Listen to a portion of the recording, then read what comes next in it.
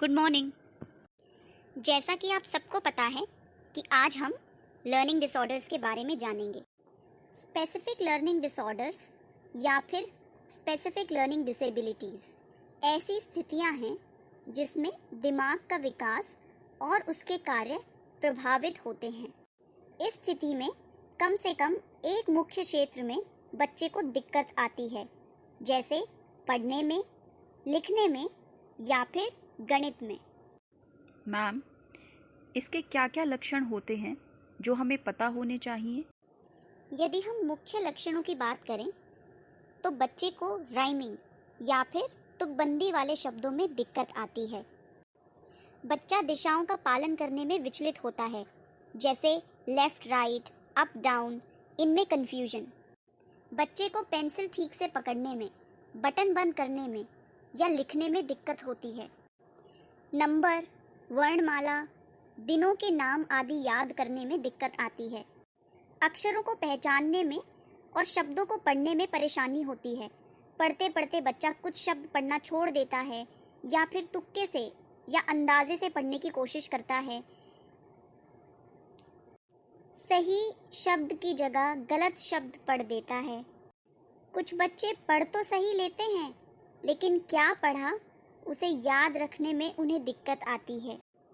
बच्चा लिखने में आनाकानी करता है, लिखाई स्पष्ट नहीं होती, स्पेलिंग में गलतियां होती हैं, अक्षरों और मात्राओं का गलत प्रयोग करता है, जैसे बी की जगह डी का प्रयोग या डी की जगह बी का प्रयोग, एम और डब्ल्यू में कन्फ्यूजन होना। कई बच्चे जुबानी तौर पे तो सुना देते हैं, लेकिन लिखने में आनाकानी करना, ब्लैक बोर्ड से कॉपी करने में दिक्कत होना, व्याकरण या फिर ग्रामर में परेशानी होना, गणित के चिन्हों में विचलित हो जाना, जैसे घटाने की बजाय जोड़ देना या गुणा करने की बजाय भाग कर देना, नंबर गलत तरीके से लिखना या उनमें कन्फ्यूजन होना, बड़े और छोटे अक्षरों में कन्फ्यूजन या विचलित हो जाना और गड़बड़ कर देना। मैम, अगर हमें ये लक्षण किसी बच्चे में दिखाई दें तो हमें क्या करना चाहिए? सबसे पहले बच्चे को उसकी सुनने और देखने की क्षमता की जांच के लिए भेजना चाहिए। अगर बच्चे की देखने और सुनने की क्षमता ठीक है तो उसे मनोचिकित्सक और मनोवैज्ञानिक के पास जांच के लिए भेजना चाहिए। मैम, अगर बच्चा हिंदी में अच्छा कर रहा है लेकिन इंग्लिश में नहीं कर पा रहा, तो भी क्या उसे ये दिक्कत है? देखिए, एसएलडी या स्पेसिफिक लर्निंग डिसेबिलिटी या डिसऑर्डर सिर्फ एक भाषा में नहीं होता। बच्चे को दोनों या सभी भाषाओं में यह दिक्कत आती है।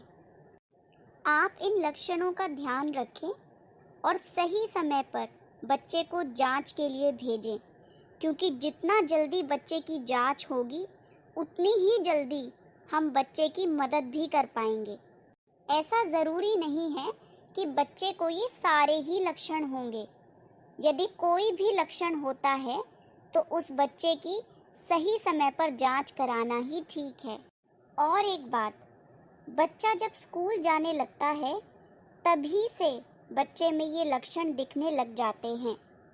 इसीलिए अगर हम इन लक्षणों को सही समय पर पहचान पाते हैं तो हम बच्चे की काफ़ी मदद कर सकते हैं।